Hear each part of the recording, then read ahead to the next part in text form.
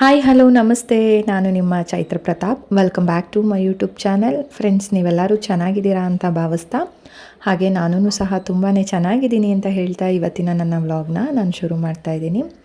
ಏನಪ್ಪ ಇವತ್ತಿನ ವ್ಲಾಗ್ ಅಂತ ಅಂದರೆ, ನಾನು ಏನು ಮೇಕಪ್ ಕೋರ್ಸ್ನ ಮಾಡ್ಕೊಂಡಿದ್ದೀನಿ ಅದೇ ಅಕಾಡೆಮಿನಲ್ಲಿ ಇವತ್ತು ನಾನು ಟೀಚ್ ಮಾಡಲಿಕ್ಕೆ ಹೋಗ್ತಾ ಇದ್ದೀನಿ.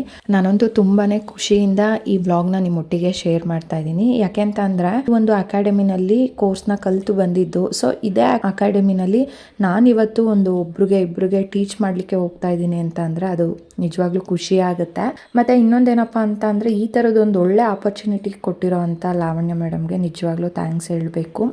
ಯಾಕೆ ಅಂತ ಅಂದರೆ, ನೀವು ಸ್ಯಾರಿ ಎಲ್ಲ ನೀಟಾಗಿ ಪ್ಲೀಟ್ಸ್ ಮಾಡ್ತೀರಾ, ಮತ್ತು ಸ್ಯಾರಿ ಡ್ರಿಪ್ ಎಲ್ಲ ತುಂಬ ಚೆನ್ನಾಗಿ ಮಾಡ್ತೀರಾ. ಹಾಗಾಗಿ ಇವತ್ತು ನಮ್ಮ ಸ್ಟೂಡೆಂಟ್ಸ್ಗೆ ನೀವೇ ಹೇಳ್ಕೊಡಿ ಅಂತ ಹೇಳಿಬಿಟ್ಟು ನನಗೆ ಈ ಒಂದು ಆಪರ್ಚುನಿಟಿನ ಕೊಟ್ಟಿದ್ದಾರೆ. ಹಾಗಾಗಿ ಈ ಒಂದು ವ್ಲಾಗ್ ಮುಖಾಂತರ ಅವ್ರಿಗೆ ನಾನು ಥ್ಯಾಂಕ್ಸ್ನ ಹೇಳ್ತೀನಿ. ಇನ್ನು ಸ್ಟೂಡೆಂಟ್ಸು ಅಂದರೆ ಕಮ್ಮಿ ಜನನೇ ಇದ್ದರು, ಜಾಸ್ತಿ ಜನ ಏನೂ ಇರಲಿಲ್ಲ.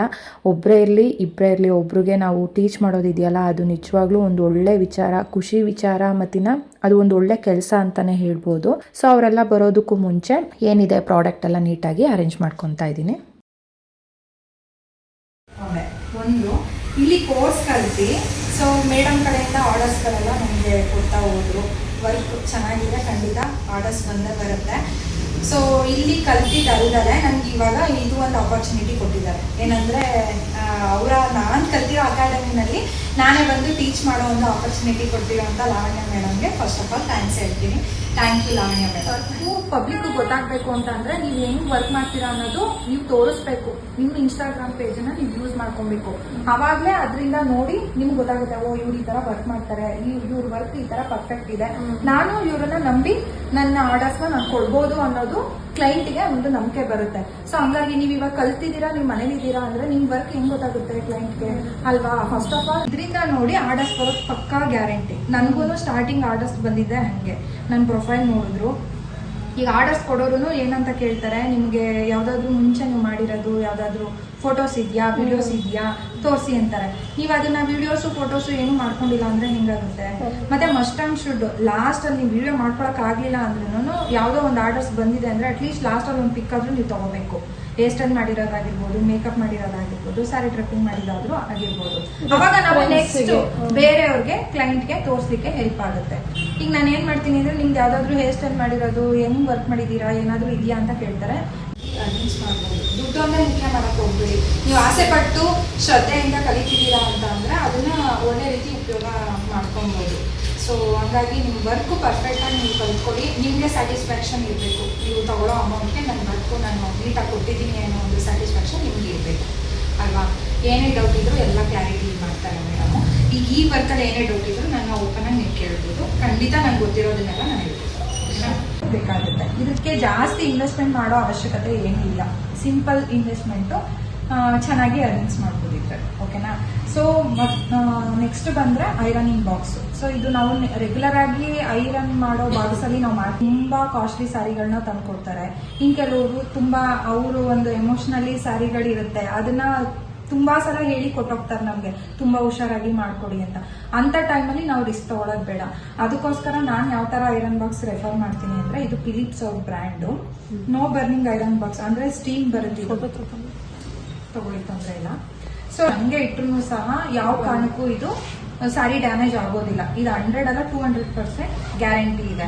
ಸೊ ಇದು ಪ್ರೈಸ್ ಬಂದು ಆನ್ಲೈನಲ್ಲಿ 9000 ಏನೋ ಸಮಥಿಂಗ್ ಇದೆ. ಮುಂಚೆ ಕಮ್ಮಿ ಇತ್ತು, ಬಟ್ ಇವಾಗ ಸ್ವಲ್ಪ ಪ್ರೈಸ್ ಜಾಸ್ತಿ ಆಗಿದೆ. ನೀವು ನೋಡ್ಬಿಟ್ಟು ನೀವು ಇದನ್ನ ಬೇಕಾದ್ರೆ ನಾನು ಇದ್ರದ್ದು ಲಿಂಕ್ ಎಲ್ಲ ನಾನು ಕಳಿಸಿ ಹೋಗ್ತೀನಿ ನಿಮಗೆ. ಓಕೆನಾ? ಏನ್ ಗೊತ್ತಾ, ನಮ್ಗೆ ರಿಸ್ಕ್ ಬೇಡ. ಈಗೇನೋ ಸಪೋಸ್ ನಾವು ಮಾಡ್ತಿರ್ತೀವಿ, ತುಂಬಾ ಟಿಪ್ಸ್ ಸಿಗುತ್ತೆ. ನಾನು ಪ್ರತಿಯೊಂದ್ರದ್ದು ಕವರಿಂದ ಹಿಡಿದು ಏನ್ ಪ್ರಾಡಕ್ಟ್ ಇದೆ ಅದ್ರದ್ದೆಲ್ಲ ನಾನು ನಿಮಗೆ ಲಿಂಕ್ನ ಶೇರ್ ಮಾಡ್ತೀನಿ. ಈ ತರ ಕ್ಲಿಪ್ ನಮಗೆ ಗ್ರಿಪ್ಸ್ ಅಂದ್ರೆ ಯಾರೊಬ್ರು ಸಪೋರ್ಟ್ ಇಲ್ದಲೆ ನಾವು ಸ್ಯಾರಿನ ಪ್ಲೀಟ್ಸ್ ಮಾಡಲಿಕ್ಕೆ, ಐರನ್ ಮಾಡಲಿಕ್ಕೆಲ್ಲ ಕ್ಲಿಪ್ಸು ಹೆಲ್ಪ್ ಆಗುತ್ತೆ. ಸೊ ಹಂಗಾಗಿ ಈ ಕ್ಲಿಪ್ಸ್ ಬೇಕಾಗುತ್ತೆ. ಇನ್ನು ಯೂಶಲ್ ಆಗಿ ಮೆಜರ್ಮೆಂಟು ಕೆಲವೊಬ್ರು ಅಂತಾರೆ.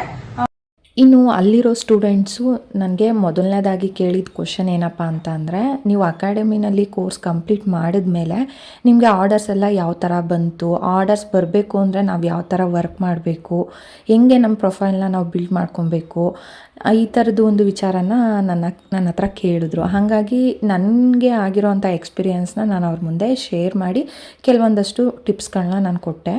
ಸೊ ಅದಾದಮೇಲೆ ಏನಿದೆ ಪ್ರಾಡಕ್ಟ್ ನಾಲೆಡ್ಜ್ ಆಗಿರ್ಬೋದು, ಮತ್ತಿನ್ನು ಮೆಷರ್ಮೆಂಟ್ ಆಗಿರ್ಬೋದು, ಸ್ಯಾರಿ ಪ್ಲೀಟ್ಸ್ ಮಾಡೋದು, ಬಾಕ್ಸ್ ಫೋಲ್ಡಿಂಗ್ ಮಾಡೋದು, ಪ್ಲಸ್ ಹ್ಯಾಂಗರ್ ಫೋಲ್ಡಿಂಗು, ಮತ್ತಿನ್ನು 1-2-3 ಟೈಪಲ್ಲಿ ಸ್ಯಾರಿ ಡ್ರಪ್ಪಿಂಗು, ಇದಿಷ್ಟನ್ನು ಕ್ಲಾಸಲ್ಲಿ ಹೇಳ್ಕೊಟ್ಟಿದ್ದಾಯಿತು.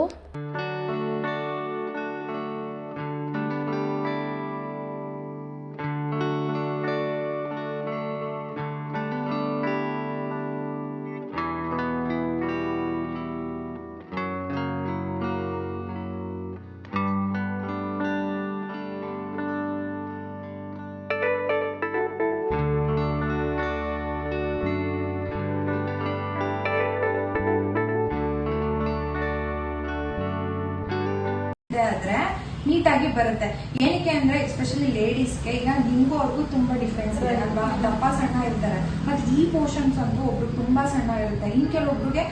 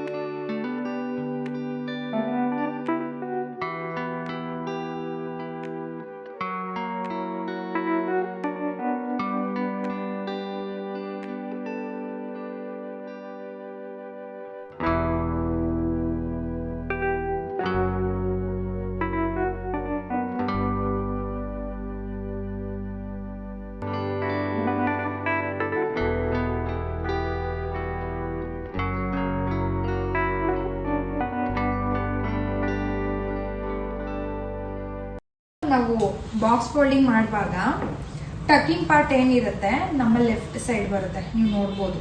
ಓಕೆನಾ, ರೈಟ್ ಸೈಡು ಈ ಫಾಲ್ಸ್ ಹಾಕಿರ್ತೀವಲ್ವಾ ಈಗ ಬರುತ್ತೆ. ಅಂದರೆ ಇದು ಯಾವ ಪೊಸಿಷನಲ್ಲಿ ಇದೆ ಅನ್ನೋದು ನಿಮ್ಗೆ ಗೊತ್ತಾಗಬೇಕು. ಓಕೆನಾ, ಇದನ್ನು ನಾವೇನು ಮಾಡಬೇಕು ಅಂದರೆ ಉಲ್ಟಾ ಮಾಡ್ಕೊಂಡು, ಓಕೆನಾ, ಉಲ್ಟಾ ಮಾಡ್ಕೊಂಡ್ರಿ. ಉಲ್ಟಾ ಮಾಡ್ಕೊಂಡಾಗ ಏನಾಯಿತು,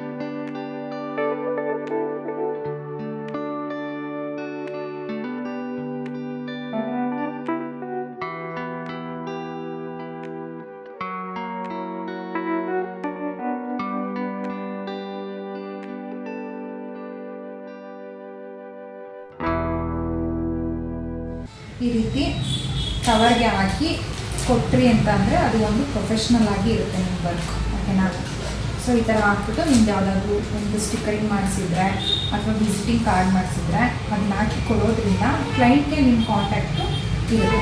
ಸೊ ಓಕೆನಾ, ನಾನು ಹೇಳೋದೇನೆಂದರೆ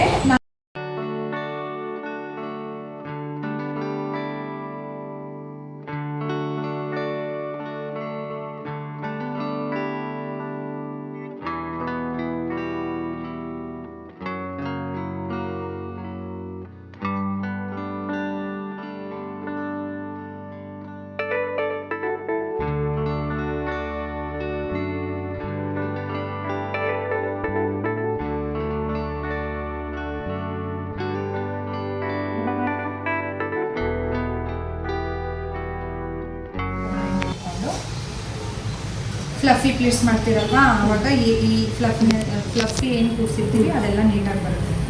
ಜಸ್ಟ್ ಈ ಥರ ಹಾಕ್ಕೊಳ್ಳಿ. ಇದು ಹಾಕಾದ್ಮೇಲೆ ನಾವೇನು ಮಾಡಬೇಕು, ಇದಕ್ಕೆ ಸ್ವಲ್ಪ ಪಿನ್ಸ್ ಜಾಸ್ತಿ ಬೇಕಾಗುತ್ತೆ, ನಾವು ಹಾಕ್ಲೇಬೇಕು. ಅದನ್ನು ನೀವು ಕಸ್ಟಮರ್ ಹತ್ರ ಮಾತಾಡಬೇಡಿ, ಯಾಕೆಂದರೆ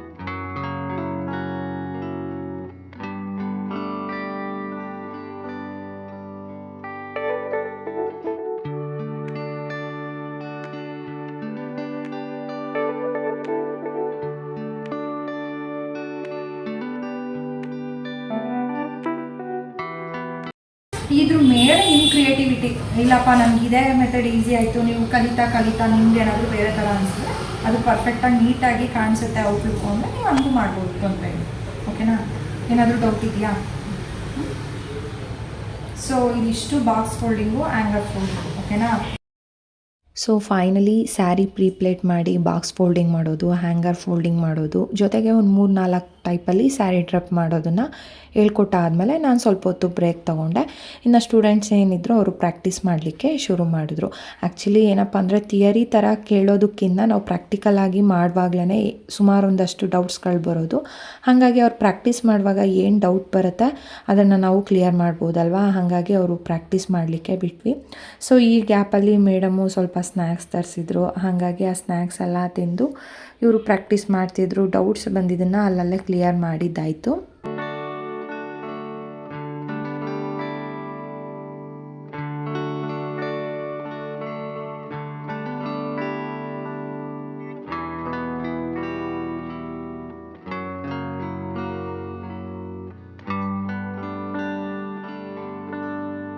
ಹೆಂಗೆ ಗೊತ್ತಾ, ಯಾವುದೇ ಕೆಲಸ ಆದರೂ ಅಷ್ಟೇ ಸ್ಟಾರ್ಟಿಂಗು ಅಷ್ಟು ಬೇಗ ಕ್ಲಿಯರಾಗಿ ಕಲೀಲಿಕ್ಕೆ ಸಾಧ್ಯ ಇಲ್ಲ. ಪ್ರತಿಯೊಂದೂ ನಾವು ಪ್ರಯತ್ನಪಟ್ಟು ಪ್ರಾಕ್ಟೀಸ್ ಮಾಡಿದ್ವಿ ಅಂದರೆ ಅದು ಪರ್ಫೆಕ್ಟಾಗಿ ಬರುತ್ತೆ. ಸೊ ಫೈನಲಾಗಿ ನನ್ನ ವರ್ಕ್ನ ಕಂಪ್ಲೀಟಾಗಿ ಮುಗಿಸ್ಕೊಟ್ಟಿದ್ದಾಯಿತು. ಸೊ ಇಲ್ಲಿಗೆ ಈ ವ್ಲಾಗ್ನ ಎಂಡ್ ಮಾಡ್ತಾ ಇದ್ದೀನಿ. ನೀವೆಲ್ಲ ಈ ವಿಡಿಯೋನ ಪೂರ್ತಿಯಾಗಿ ನೋಡಿದ್ದೀರಾ ಅಂತ ಭಾವಿಸ್ತೀನಿ. ನಿಮಗೇನಾದರೂ ಇಷ್ಟ ಆಗಿದರೆ ದಯವಿಟ್ಟು ಲೈಕ್ ಮಾಡಿ. ಹೊಸದಾಗಿ ಯಾರು ನನ್ನ ಚಾನಲ್ನ ನೋಡ್ತಿದ್ದೀರಾ ದಯವಿಟ್ಟು ಚಾನಲ್ನ ಸಬ್ಸ್ಕ್ರೈಬ್ ಮಾಡ್ಕೊಂಡು ನೋಡಿ ಅಂತ ಕೇಳ್ಕೊತಾ ಮತ್ತೆ ನಾನು ನೆಕ್ಸ್ಟ್ ವ್ಲಾಗಲ್ಲಿ ಸಿಗ್ತೀನಿ. ಅಲ್ಲಿವರೆಗೂ ಸಿ ಯು, ಬಾಯ್ ಸ್ನೇಹಿತರೆ. Thank you.